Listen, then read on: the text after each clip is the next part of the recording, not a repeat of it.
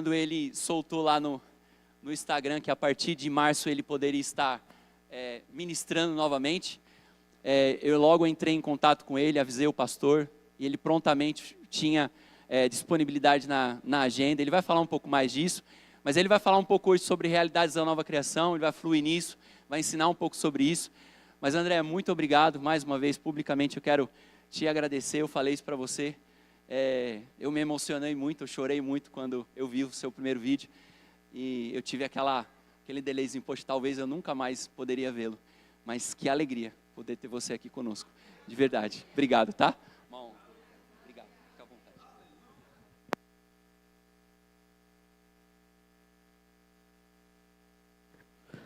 Ei, bom dia, gente. Bom dia. Vocês estão bem? Amém. Meu Deus, me emocionei com essa garrafa. Glória a Deus. Menino, nem Salomão em toda a sua glória. Vocês estão bem, irmãos? Que honra, que privilégio, alegria e muita gratidão estar aqui com vocês nesse dia. Eu tenho muito carinho por essa família pastoral. Dá uma salva de palmas a Lucas e Camila.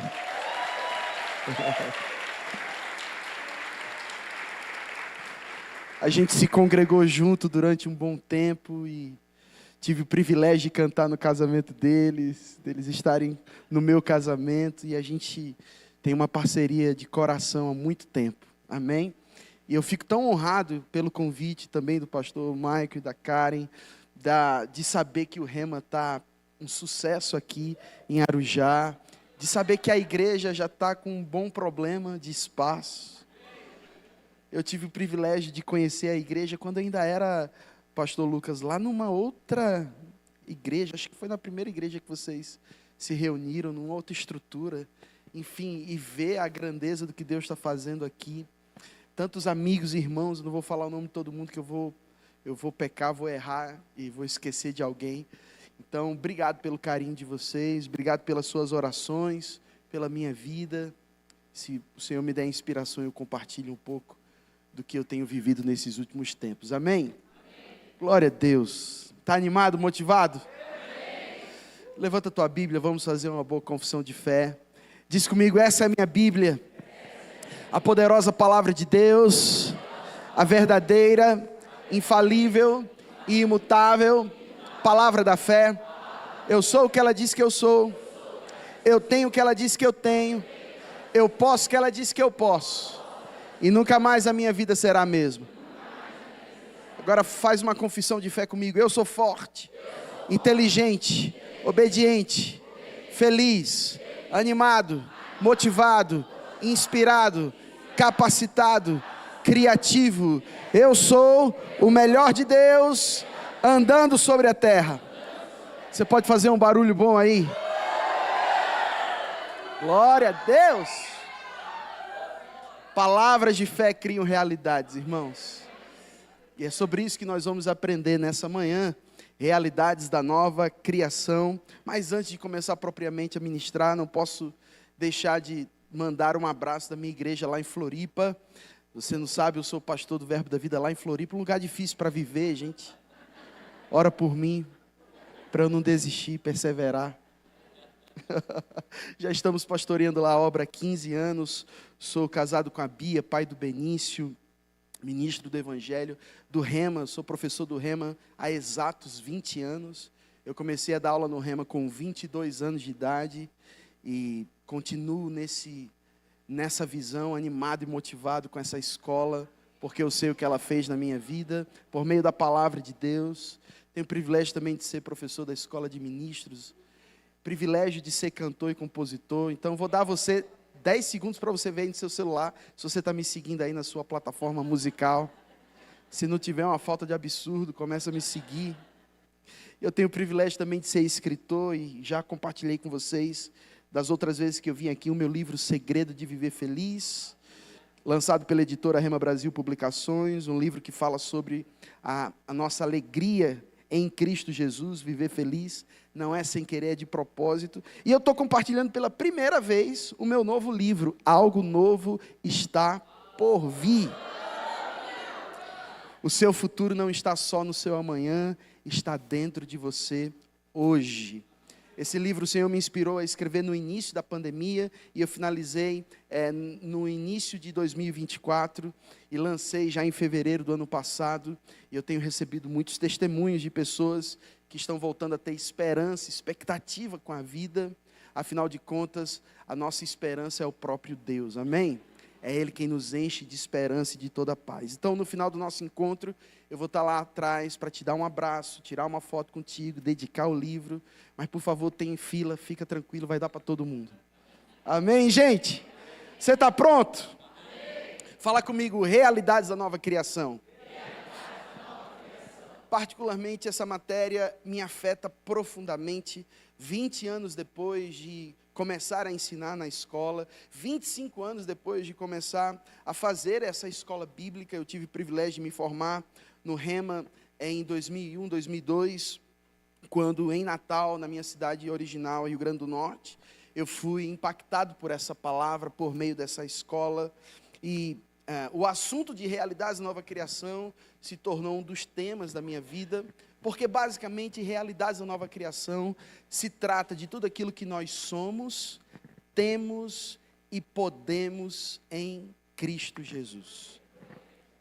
Agora, se existe uma realidade ou realidades da nova criação, é porque houve uma primeira criação. Se existe uma nova criação, é porque houve uma primeira criação. E a gente vai começar essa ministração falando sobre a ideia original de Deus para a vida do homem. Deus, irmãos, em seu plano de amor, em seu grande plano de amor pela vida do homem, e isso envolve o caráter de Deus e a vontade dele de criar seres humanos à sua imagem e semelhança, não como robôs, nem como ventrílocos, amém? Marionetes, mas como filhos amados de Deus, com livre arbítrio, com poder de decisão. Deus cria o homem, eu gosto de dizer, porque ele não cabia nele mesmo. E ele decidiu criar alguém semelhante a ele, nos atributos morais das quais Deus compartilha com o seu ser, criado à sua imagem e semelhança, para que o homem pudesse ser uma extensão de Deus aqui na terra. Você não foi, irmãos, o mundo não foi criado, a terra, ou o homem não foi criado por causa da terra, mas a terra foi criada por causa do homem. A ideia de Deus sempre foi ter relacionamento, parceria, amizade com o homem. E Ele cria o homem à sua imagem e semelhança, com atributos compartilhados, sua justiça, sua santidade, bondade, misericórdia, amor, dignidade, bênção, todas as coisas que diz respeito às qualidades morais de Deus. Deus, quando nos cria com as mesmas características. Um homem como uma expressão de Deus aqui na terra, como uma extensão de Deus sobre esse mundo da qual Deus criou. Primeiro, Deus cria o homem para o relacionamento, parceria, amizade, comunhão, alegria. Sua alegria muito me contagia. Deus cria o homem para a amizade, mas também para o governo, domínio, a autoridade. Porque a vontade de Deus era, a partir desse lugar de parceria, de relacionamento, o homem seria influenciado, governado pelo próprio Deus, pela própria vida de Deus, e daria extensão ou continuidade àquilo que Deus sempre idealizou para a vida humana. Vocês estão comigo? Esse é o propósito de Deus, original para a vida humana. Deus é amor, e amor só é amor quando se tem a opção de não amar. Então, porque Deus não queria robôs sem poder de escolha, e como o amor só é amor quando você tem essa opção de amar ou não, Deus cria o homem nesse ambiente de comunhão, mas dá ao homem, ativa no homem, o poder da decisão. Quando em Gênesis 2, 16, 17, ele diz: olha, de todas as árvores do jardim, você poderá comer livremente, mas daquela árvore do conhecimento do bem e do mal, dela não coma, porque no dia em que você comer, certamente você vai morrer. O homem, ele poderia ter conhecido o mal sem experimentar o mal. Assim como Deus sabe o que é o mal, mas nunca experimentou o mal, não fez o mal. O homem poderia ter a informação do certo e do errado, mas escolher apenas pela vida. Mas porque Deus é bom, e em sua soberania, divindade, Ele decide ativar o poder de decisão no homem. A partir do momento em que o homem sabia o que ele tinha a opção de escolher, agora era a responsabilidade do homem. Porque o homem, embora fosse criado em inocência, ele não foi criado sem consciência. O homem foi criado em inocência, mas com responsabilidade moral. E essa responsabilidade moral dava ao homem o direito de escolher o que ele queria para a vida dele, mas também dava ao homem a responsabilidade de assumir os seus BOs.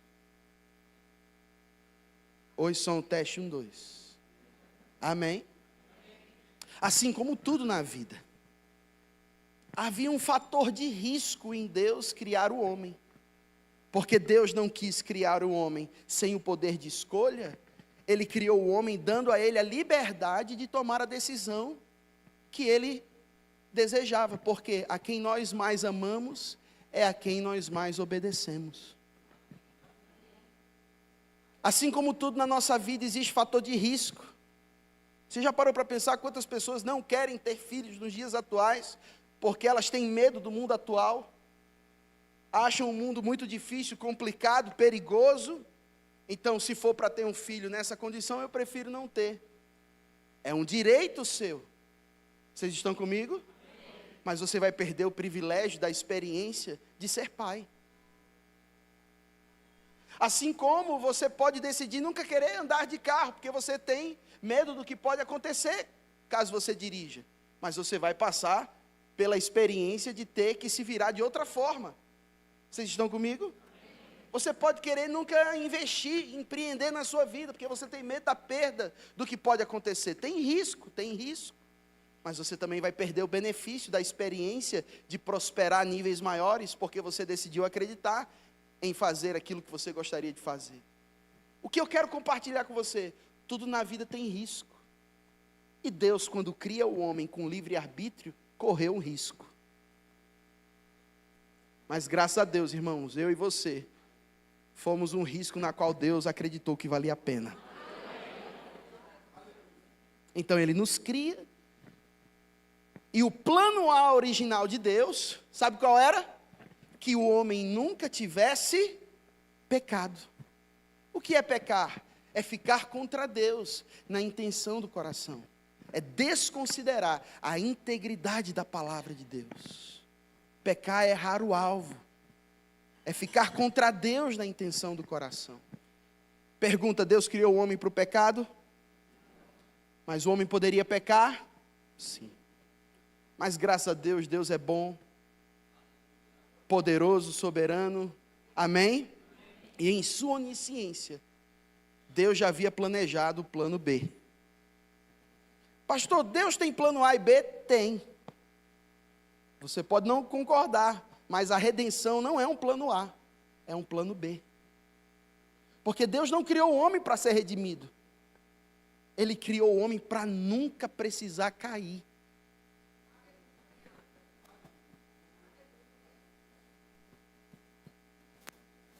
Mas então por que Deus criou o plano B? Porque a ideia original de Deus sempre foi restaurar o homem, caso ele pecasse, de volta ao seu lugar para o qual ele fora criado. Então o novo nascimento é a recriação do homem. O novo nascimento é o renascimento do espírito humano. Criado originalmente para ter comunhão com Ele. E por que entendemos que a nova criação acontece no coração? Porque aprendemos, irmãos, no Rema, que o homem é um ser tridimensional, criado à imagem e semelhança de Deus, e porque Deus é espírito, logo o homem é um ser espiritual. Diz comigo: eu sou um espírito, habito Sou espírito, tenho uma alma, moro no corpo. Misturando Frei Damião com Frei de mão. Muita informação. Então o homem, como ser espiritual, criado à imagem e semelhança de Deus, tinha a vida de Deus em si, perfeito no espírito, na alma e no corpo. Mas aí o homem toma a decisão, decide acreditar nas mentiras do diabo, e quando o homem come do fruto daquela árvore, imediatamente morre espiritualmente. O que é morte espiritual? Separação entre Deus e o homem. E quando o homem morre espiritualmente, as mazelas do pecado passam a fazer parte da experiência humana. A gente vai chegar num bom lugar. A Bíblia diz em Gênesis capítulo 3 que do primeiro momento em que Adão ouve a voz do Senhor, tem medo, se esconde. Ele andava nu, mas a nudez nunca fora uma vergonha outrora. Por quê? Porque o homem era inocente, pleno, sem maldade, sem malícia, sensualidade, perversidade. Mas com o pecado, irmãos, o homem morre espiritualmente, perde a vida de Deus, e uma nova realidade passa a existir na experiência humana. A vida de Deus foi abortada. O potencial do homem de ser aquilo que ele fora criado para ser. Irmãos, se Adão nunca tivesse pecado, a gente estava voando hoje. Mas graças a Deus, vai chegar o dia da gente voltar a voar. Se tu não crê, paciência. O céu seria o limite para o homem, caso ele não tivesse pecado. Mas ele pecou. E todas as mazelas, e todos os efeitos da queda vieram a fazer parte da experiência humana. O homem teve medo, não fora criado para ter medo. O homem nasceu para ter comunhão com Deus, relação com Deus, amizade, parceria. Todo dia ele ouvia a voz do Senhor Deus e tinha alegria, prazer. Mas a queda fez com que o homem perdesse a sua posição de filiação, a sua posição de ousadia, coragem, intrepidez, confiança. E o homem cai, se rebaixa a uma nova realidade para a qual ele não fora criado para estar. E quando Deus pergunta ao homem: Adão, onde estás? Não é porque estava brincando de esconde-esconde, ou Deus não soubesse? Era: Adão, cadê você naquela posição para o qual eu te criei? Tive medo, Senhor, ouvi tua voz e me escondi. Quem fez você perceber que você estava nu? Por que você está se escondendo? O homem estabelece os seus próprios meios, colhe uma folha de figueira, coloca uma cinta para si, e o primeiro efeito da queda vem a existir. Primeiro, o homem tem medo, o homem não tinha medo. Segundo, o homem passa a ter vergonha, o homem não tinha vergonha. Terceiro, o homem colhe folhas de figueiras e estabelece cinta para si, ou seja, ele estabelece os seus próprios meios de ser aceito por Deus. Transferência de responsabilidade. Foi a mulher que tu me deste. Parece que esse efeito continua perdurando na vida de tanta gente nos dias de hoje. Problema da minha vida, pastor. Essa cruz que eu tenho que carregar. Minha mulher. Não, o problema é meu marido. Ô bicho ruim. Isso aí, até o diabo fica com vergonha dele. Até o diabo diz: rapaz, nem eu sei como ele consegue fazer essas coisas. Eu mesmo não ensinei isso a ele. A culpa é do governo. A culpa é da esquerda, a culpa é da direita. A culpa é do país. A culpa é da educação. A culpa é sempre do outro. A culpa é sempre do outro, e o homem passa a não assumir a sua responsabilidade de dar conta dos seus B.O.s. Oi, som, teste, 1, 2.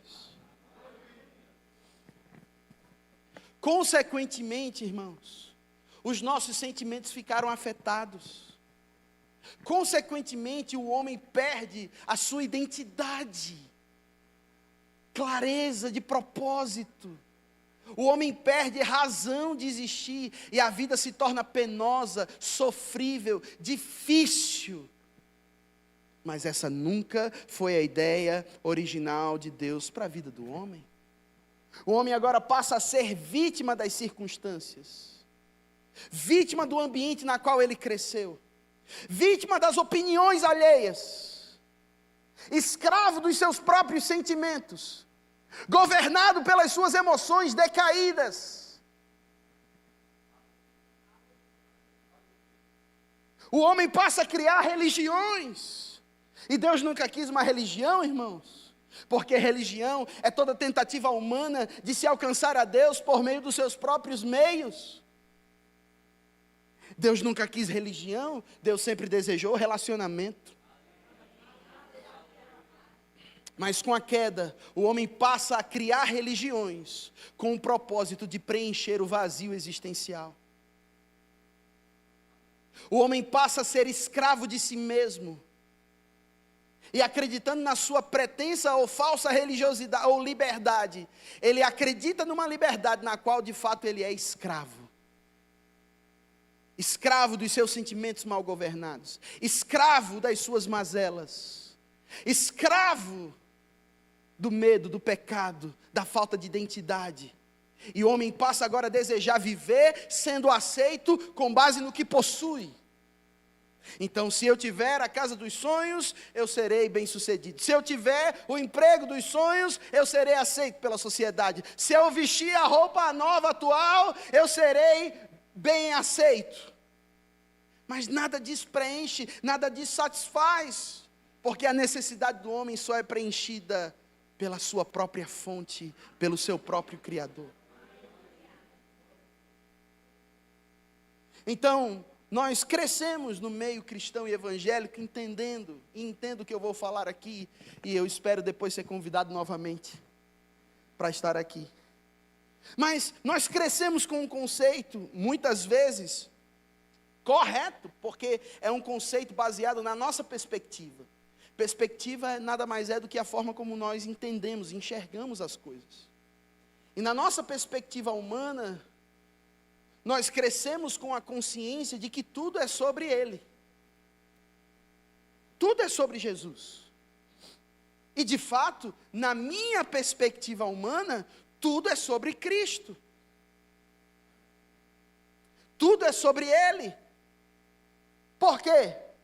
Foi Ele quem nos salvou, foi Ele quem nos amou, foi Ele quem morreu naquela cruz pelos nossos pecados, foi crucificado, morto, sepultado, ressuscitado, assunto aos céus, assentado à destra do Pai. Nós encontramos na Bíblia, de Gênesis a Apocalipse, Cristo o tempo inteiro, porque desde a queda do homem, a Bíblia diz que em sua onisciência Deus planejou a redenção. Gênesis 3,15, da semente dessa mulher eu vou levantar um, que vai esmagar a tua cabeça. Então, quando nós começamos a ler a Bíblia nessa perspectiva, está correto, nós encontramos Cristo em tudo, desde que nós tenhamos a revelação cristocêntrica. Vocês estão comigo? Mas eu quero te fazer uma pergunta. Nesse aspecto, como você se enxerga em Deus? Porque na perspectiva humana, tudo é sobre Ele. Mas na perspectiva divina, é tudo sobre a gente.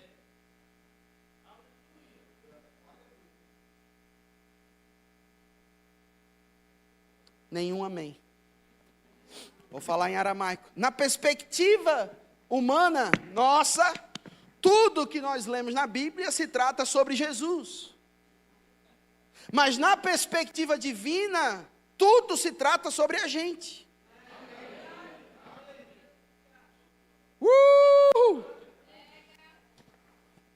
Na perspectiva humana, Jesus é o centro de tudo. Colossenses 1, 16, 17, nele foram criadas todas as coisas, nos céus, sobre a terra, as visíveis, as invisíveis, tudo foi criado por meio dele, para ele. Ele é antes de todas as coisas, nele tudo subsiste. Apocalipse 22, 13, ele é o alfa e o ômega, o início e o fim. Hebreus 1, do 1 ao 3, havendo Deus outrora falado de muitas vezes aos pais pelos profetas, nos últimos dias nos tem falado pelo seu Filho, ele que é o resplendor da glória de Deus e a expressão exata do seu ser.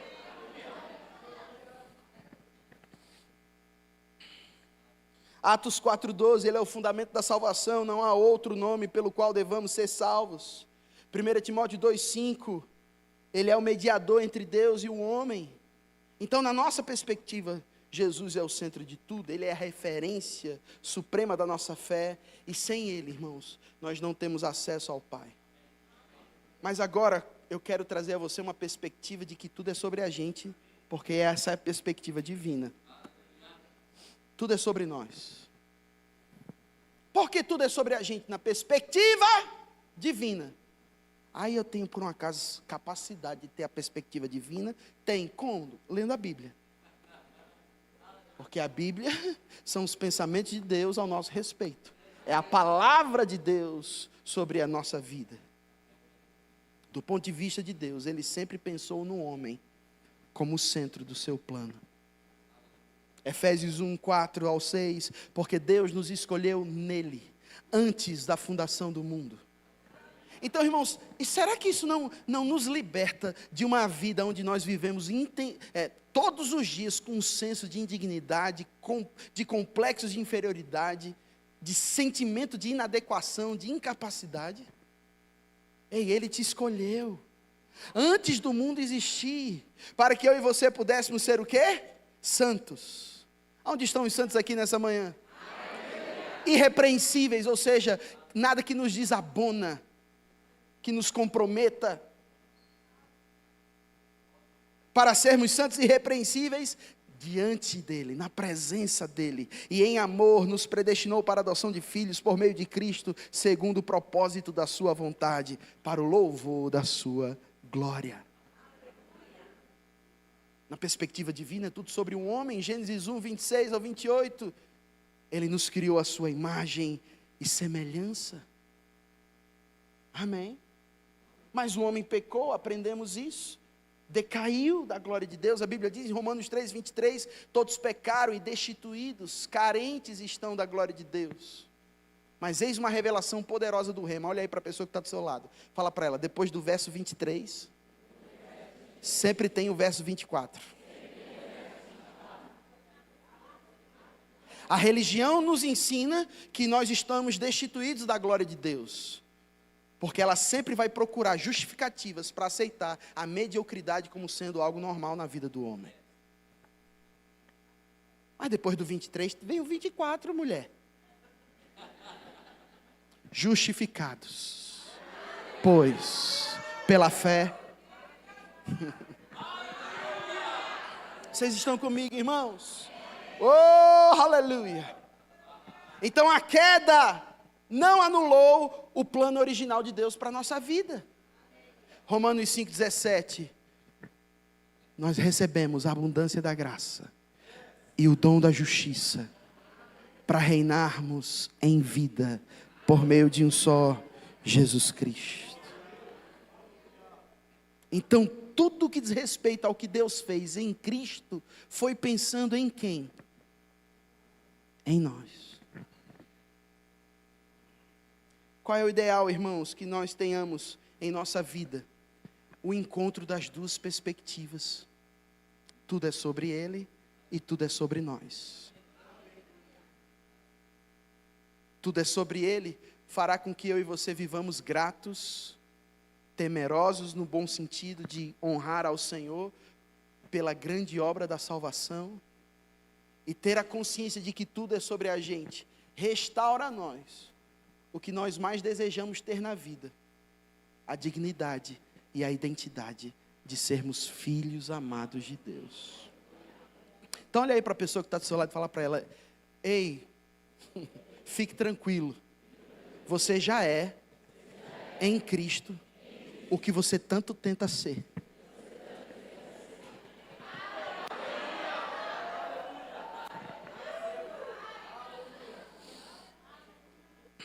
O pecado roubou o potencial do homem, mas Deus em Cristo nos restaurou.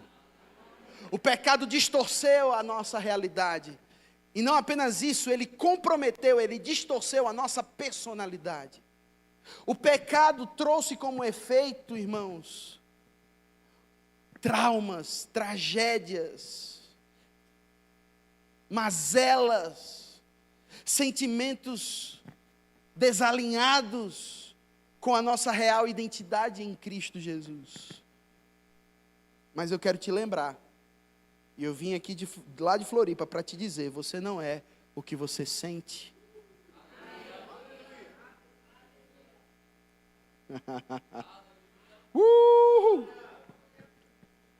Você é o que Deus diz ao seu respeito. Então a queda do homem trouxe consigo efeitos colaterais profundos. Eu quero só te relembrar alguns traumas e efeitos colaterais das quais o homem passa a viver por causa da queda.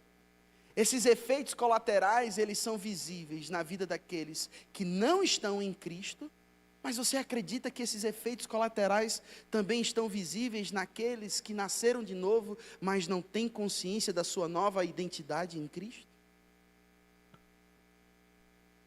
Então, como é, irmãos, e isso aqui é o que está fomentando meu coração nos últimos meses, é isso que está me sustentando nesses últimos dias, porque isso é o rema. Rema é mais do que uma escola. Rema é a revelação que você possui, que faz você se mover, que faz você se alegrar com essas verdades, ao ponto de experimentar essas verdades. É uma palavra falada com convicção que afeta a tua vida no presente. E o que está sendo rema para mim hoje, irmãos, é que eu não sou definido pelo meu passado. Eu não sou definido pelos meus traumas, das palavras negativas que foram ditas ao meu respeito, pelas tragédias que já me ocorreram. Eu não sou definido nem pelos meus sentimentos. E até pela minha personalidade não transformada.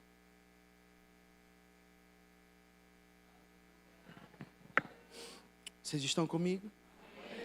Eis alguns efeitos da queda que até hoje perduram na vida daqueles que não estão em Cristo, e até hoje perduram na vida daqueles que nasceram de novo, mas sem revelação do que é o novo nascimento. E muitas pessoas, irmãos, entendem o novo nascimento como um ticket para ir para o céu, quando elas deveriam entender o novo nascimento como o poder para viver o céu na terra.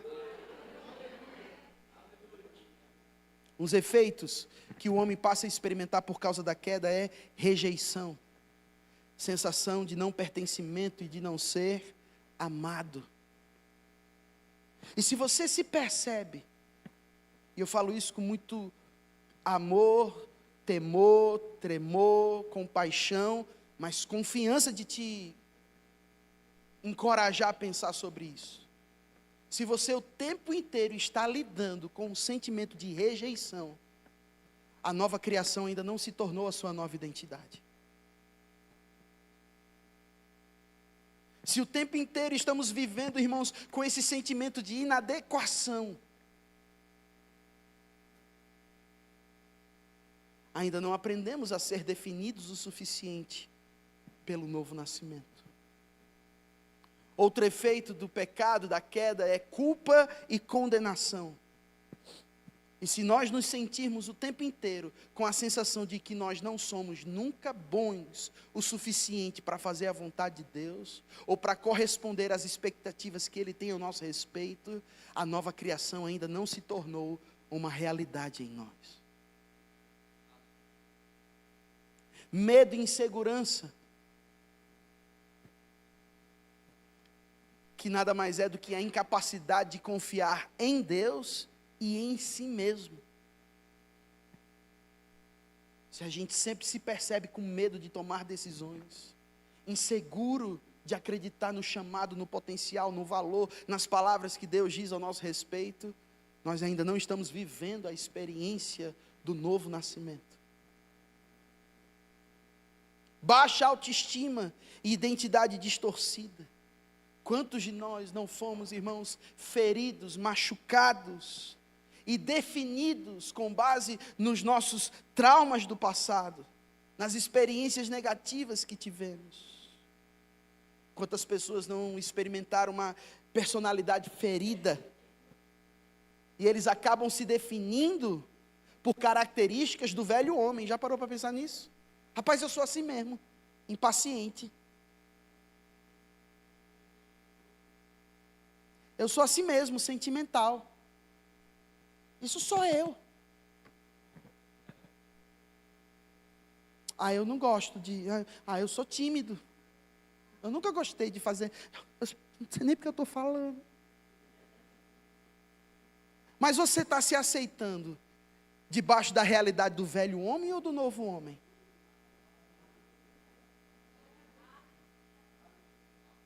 Quem te define, irmãos? Sua personalidade mal administrada e sujeita à nova identidade e personalidade em Cristo? Ou o velho homem ainda é o seu Senhor?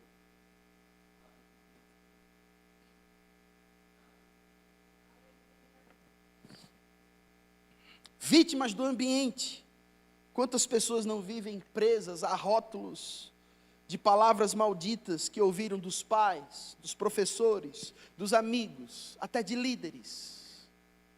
Quantas pessoas não se tornaram, irmãos, indispostas com a obra de Deus, porque sofreram tanto na mão de líderes que a machucaram? Mas simplesmente porque elas se permitiram ser definidas pelas suas experiências e não por aquilo que Deus diz ao seu respeito. Então qual é o nosso maior problema nos dias atuais? Não é o que aconteceu no nosso passado, mas é a forma como o passado ainda influencia o nosso presente.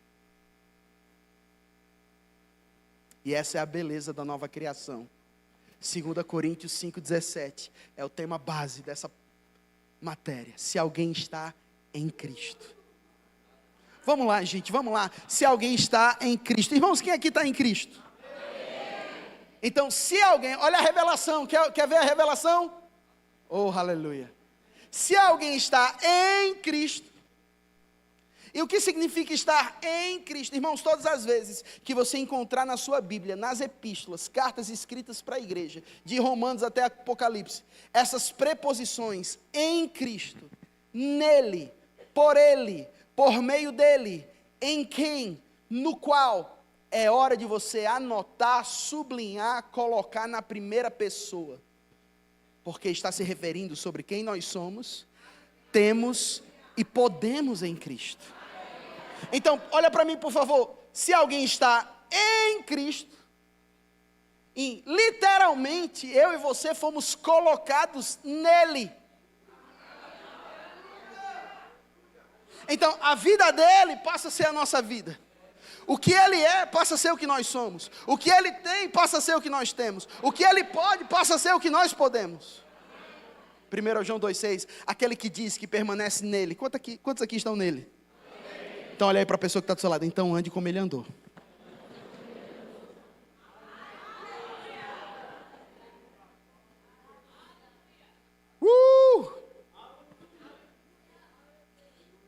Isso me faz me lembrar de uma verdade histórica que aconteceu nos Estados Unidos no ano de 1865, no dia 18 de dezembro.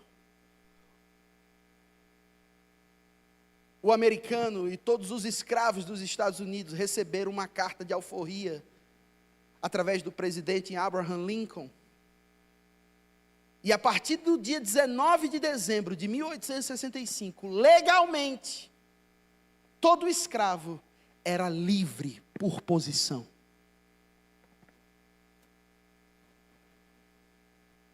Pergunta: quantos escravos livres existia no dia 19 de dezembro de 1865 nos Estados Unidos?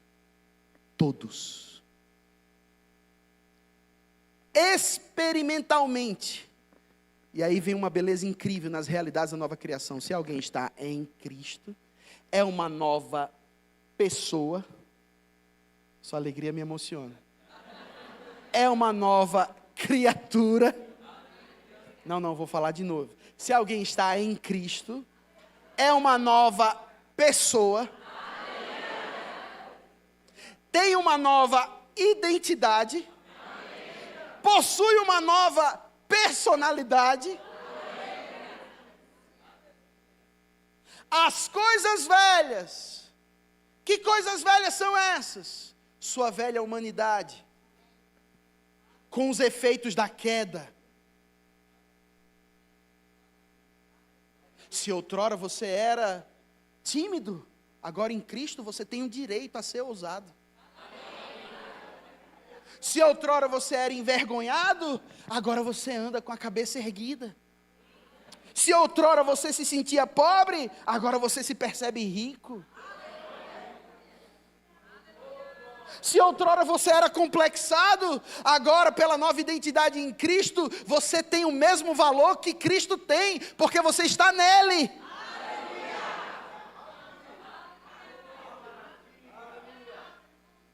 Mas pastor, você não sabe o que eu fiz no verão passado. Está em Cristo, algo novo aconteceu.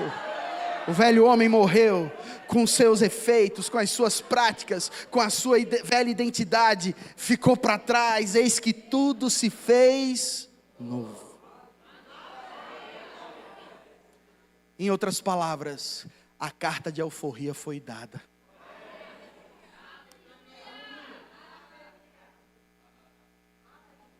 Então, após essa libertação dos escravos, os fazendeiros, donos dos mesmos, se reuniram porque ficaram preocupados com o que iria acontecer daqui para frente.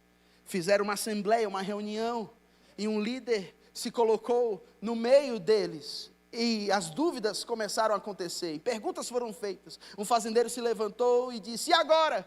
O que faremos?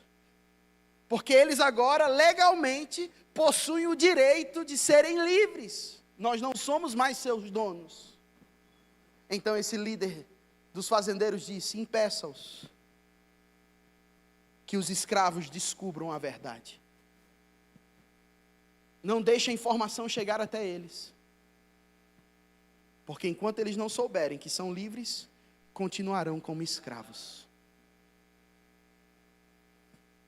E eu quero que você entenda esse paralelo dessa história real com a maneira como o diabo trabalha na nossa vida. O segundo levantou, mas eles irão ouvir, a informação vai chegar, e aí? Então o mesmo líder falou: interprete mal a verdade. Falem que eles serão libertos, não que já são livres. E é da mesma forma como o diabo trabalha na nossa vida. Ele vai trabalhar para impedir que o conhecimento da verdade chegue em nossos ouvidos, em nosso coração. Se ainda assim a gente ouvir, ele vai trabalhar para que a gente interprete mal. Não, um dia nós seremos. E não é assim que nos dias atuais muitos cristãos vivem. Não, um dia eu vou ser abençoado. Um dia, quem sabe, talvez, se Deus quiser, lá na glória, vai ser tudo diferente. Mas enquanto eu estou aqui andando na rua da Lamúria, no beco da lamentação, na esquina da falta, cai aqui, cai acolá, bendito Jeová. Não, eu não sou justo, porque se eu fosse justo, por que eu ainda peco?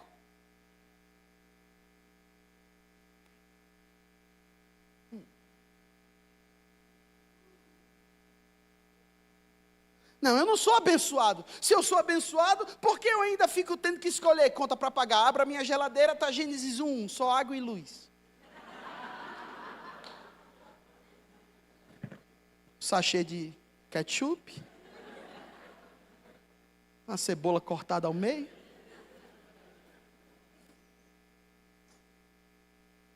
Não, eu não sou curado. Porque se eu sou curado, por que eu recebi esse diagnóstico? Por que eu lido com esses sintomas?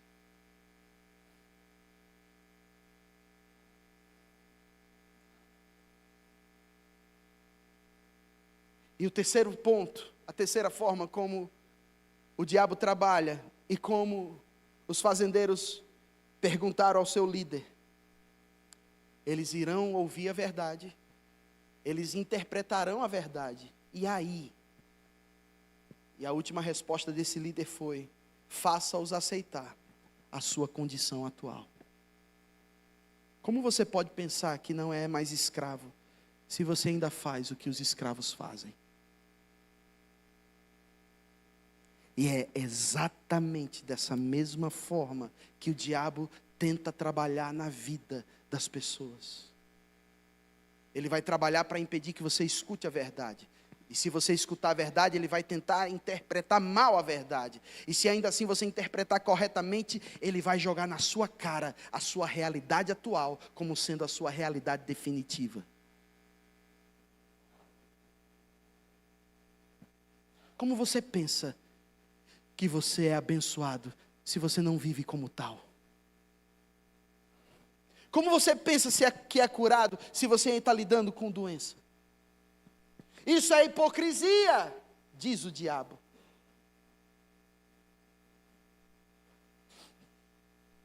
Minha experiência me diz que eu não devo ser livre.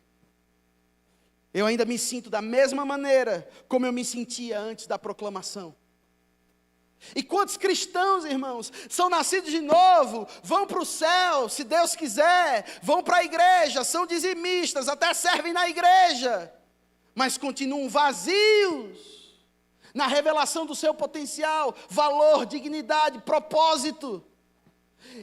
Vive no modo sobrevivência, aguentando mais um dia, aceitando a limitação como sendo a sua realidade, aceitando sua personalidade distorcida como a sua identidade, aceitando os seus sentimentos como a verdade. Afinal, os sentimentos da gente sempre dizem a verdade. Sinto, logo sou. Eu não me sinto feliz. Por que eu vou dizer que eu sou feliz se eu não sinto felicidade? Como é que eu vou dizer que eu sou livre se eu ainda tento lidar com maus hábitos, com maus vícios? Se a pornografia ainda me domina, se a maledicência me governa, se o medo me impede de fazer as coisas que eu desejo fazer. Como eu vou falar uma coisa que eu não sou na verdade? Isso é hipocrisia. E eu te falo com amor, com paixão e muita convicção. Hipocrisia é você crer nos seus sentimentos e não na verdade, e ainda se chamar crente. Porque você não é o que você é pelo que você está vivendo. Você é o que você é porque Deus falou. Deus não apenas falou, Ele realizou aquilo que você não poderia realizar. Deus amou o mundo de tal maneira que deu o seu único Filho para que todo aquele que nele crê não pereça, mas tenha a vida eterna. E eu não sei se você percebe ou entende, mas a vida eterna não é só a vida na eternidade, é a influência, é o poder, é a natureza divina te governando agora. Então levanta suas mãos e diz: essa vida está operando em mim. Esse poder está disponível agora. Essa realidade está em mim. Eu nasci de novo. Tenho uma nova identidade. Estou em Cristo. O que passou, passou. E o meu futuro é maravilhoso.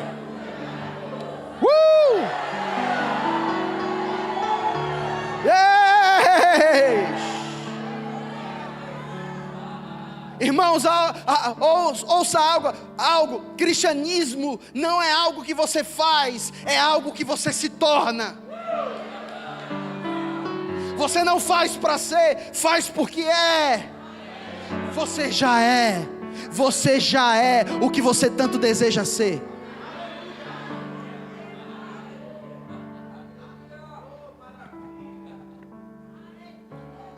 O cristianismo consegue ajustar os porquês da sua vida, os motivos que te fazem acordar.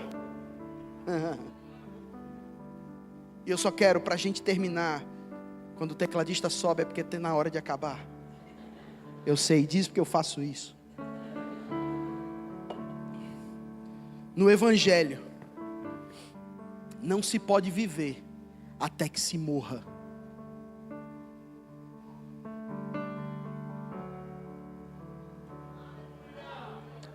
Pensa um pouco. No Evangelho, você não pode viver até que se morra. Abre a sua Bíblia em Colossenses 3, e eu prometo que termino com isso. E quando diz o pregador que vai terminar, é porque ele vai terminar mesmo. Colossenses 3, versículo 1, todos acharam? A Bíblia diz assim, eu vou ler na versão King James, tá?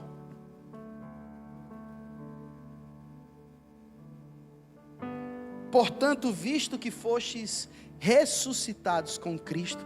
Gente, olha para mim, quem aqui foi ressuscitado com Cristo?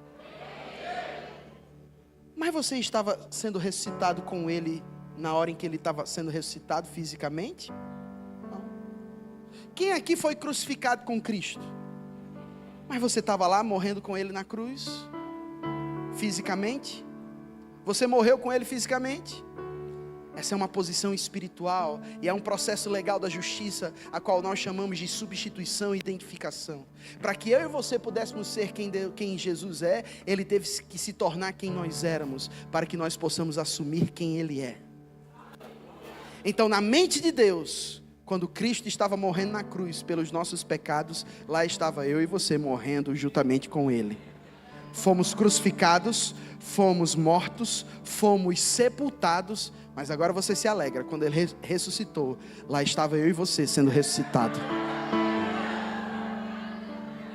E não apenas ressuscitados, mas agora nós estamos assentados com Cristo nos lugares celestiais. Então Colossenses 3 diz, visto que vocês foram ressuscitados com Cristo, o que nós devemos fazer? Buscai o conhecimento onde Cristo está assentado à direita de Deus. Pense nos objetivos do alto e não nas coisas terrenas, pois morrestes. Quem aqui morreu? Agora pergunta aí para o seu irmão, morreu mesmo ou foi só um desmaio?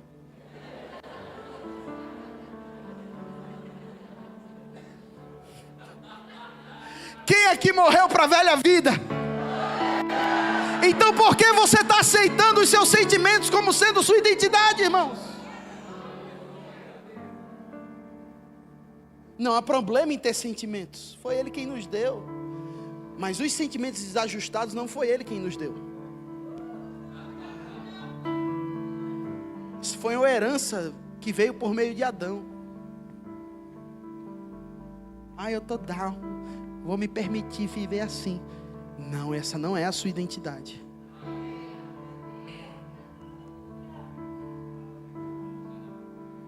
Vocês morreram. Quem foi que morreu? O velho homem. Aleluia. E a vossa vida, e eu termino aqui, está escondida com Cristo em Deus.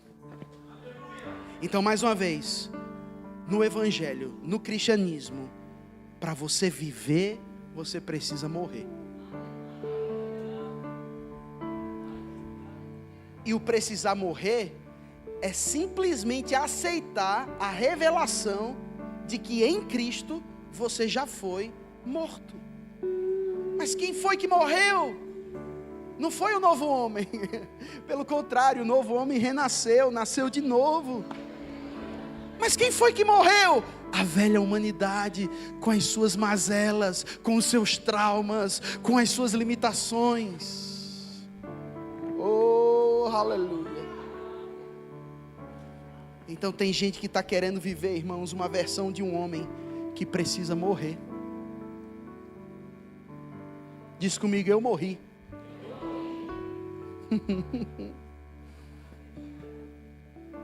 E eu te pergunto, irmãos, se a gente já morreu, então eu fico impressionado com a quantidade de gente morta que ainda reclama, que ainda é frustrado, desapontado, insatisfeito na vida.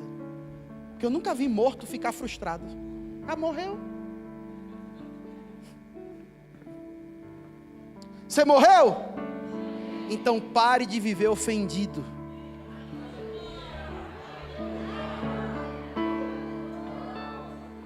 Porque morto não fica ofendido, ele já morreu. Morto não fica desapontado, frustrado, querendo acabar com a vida. Chega, Jesus me leva, que eu pago o frete. Aprendi uma nova, por onde eu passo eu falo: Alexa, toca a trombeta. Deixa eu subir logo. Alexa, toca a trombeta, que se for para viver essa vida, me leva, pai. Não, irmãos, eu declaro em nome de Jesus: você morreu para a velha humanidade, mas nasceu para a nova humanidade. O velho homem morreu, mas o novo homem nasceu, irmão. Então só me acompanha, ré maior, só me acompanha. Algo novo está por vir, algo novo está por vir. Por quê? Porque você não dança. Algo novo está por vir, algo novo está por vir, algo novo está por vir. Porque você não se diverte. Vamos lá, tu és o Criador, o Santo e Senhor, o Rei da minha existência, Deus forte, meu amor. Criaste para si um povo adorador. O riso tomou conta do nosso interior. Os dias de deserto já ficaram para trás. Os rios de novidade estão transbordando. Esqueça o que passou, assim diz o Senhor. Espere para ver. Paranauê, vai! Paranauê, ararauê, Paranauê, ararauê, Paranauê, ararauê, algo novo está por vir. Por quê? Porque você não dança. Algo novo está por vir. Algo novo está por vir. Algo novo está por vir. Por quê? Porque você não se diverte. Algo novo está por vir.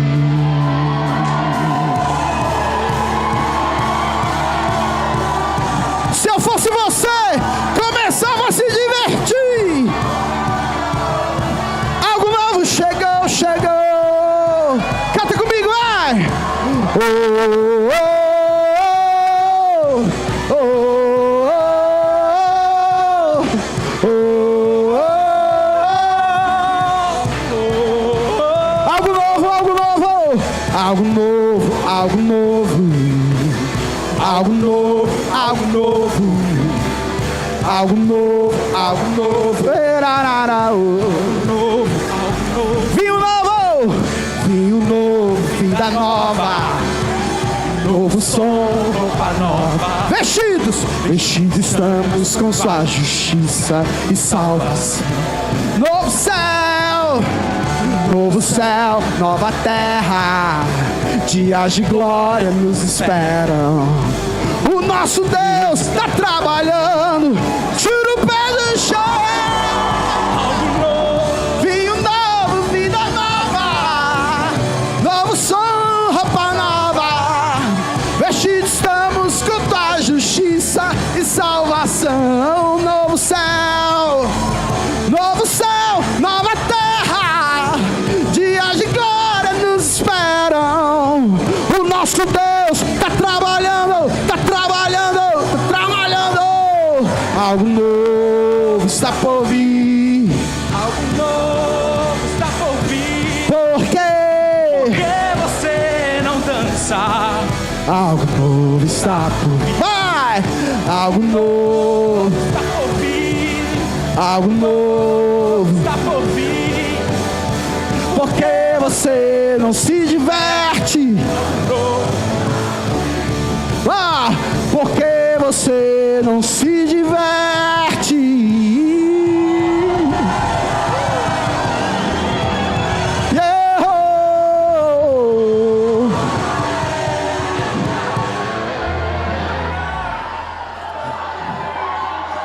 Filho, esqueça o que passou. O que passou, passou.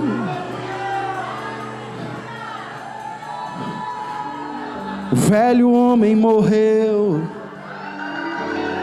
e o novo homem nasceu. O passado já não te domina mais.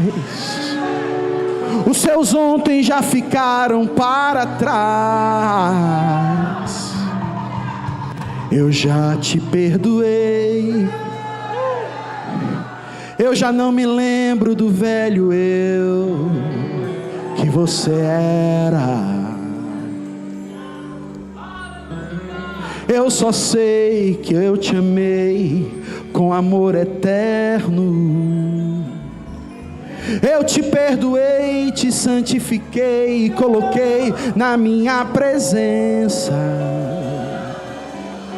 Filho, tu és a coroa da minha criação, o filho amado em quem eu tenho tanta alegria.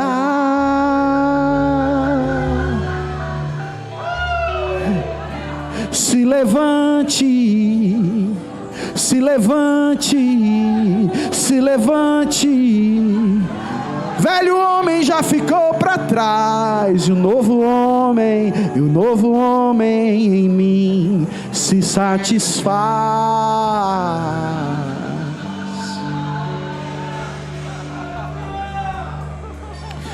Porque você não dança, algo novo está por vir. Porque você não se diverte.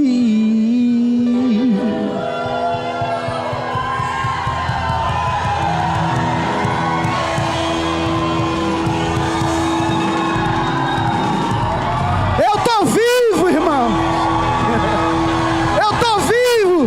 Você tá vivo. O velho fica pra trás.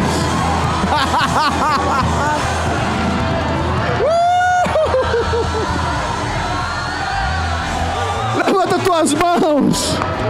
Algo novo está por vir.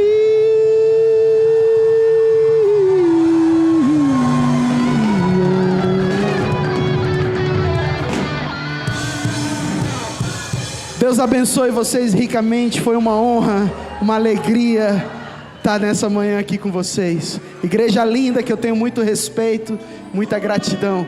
Deus abençoe vocês ricamente.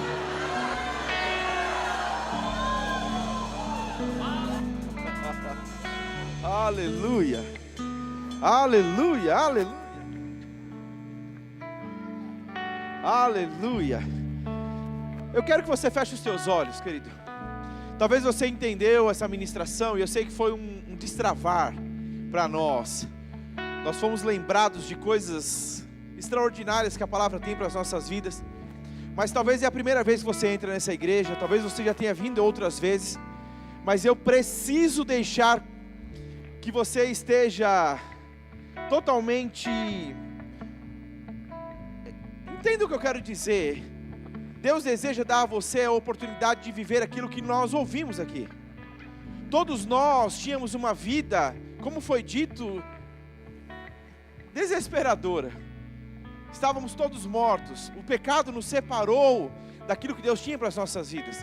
E talvez porque você ainda não entregou sua vida a Jesus, você ainda está nesse lugar separado de Deus. E o meu convite a você essa manhã é para que você possa se entregar e viver aquilo que Deus tem para a tua vida. A Bíblia diz que se você crê com o teu coração a respeito do que foi falado, do que Jesus fez por você, Mas você precisa confessar com a sua boca o desejo de ser salvo por Ele, perdoado por Ele, amado por Ele, alcançado por Ele. Então eu preciso dar para você a oportunidade essa manhã, querido. Se você entrou aqui e você nunca entregou a sua vida a Jesus, e você compreendeu, existe esse vazio, existe algo em mim que eu não consegui preencher ainda, eu não consegui ainda estar nesse lugar de satisfação. Você ouviu essa manhã, onde é esse lugar? O que é esse lugar? É estar em Cristo. Se você deseja essa manhã entregar sua vida a Jesus, levanta a sua mão direita, eu quero orar com você. Se você entrou neste lugar, você acredita, você crê. Eu estou vendo a sua mão erguida aí atrás. Você pode vir aqui à frente? Você pode vir aqui à frente? Existe mais alguém? Levanta a sua mão direita bem alto. Existe mais alguém? Você que entrou neste lugar, talvez você já tenha feito essa oração, você já tenha entregue a sua vida a Jesus, mas por algum motivo, e não me importa saber qual, você se afastou, você se distanciou e você deseja reafirmar o seu compromisso com o Senhor essa manhã. Você que deseja se reconciliar novamente com o Senhor, você está aqui, levanta a sua mão. Tem alguém? Glória a Deus, glória a Deus. Tem mais alguém? Levanta a sua mão. Deus está te oportunizando, você não precisa sair daqui da mesma maneira que você entrou.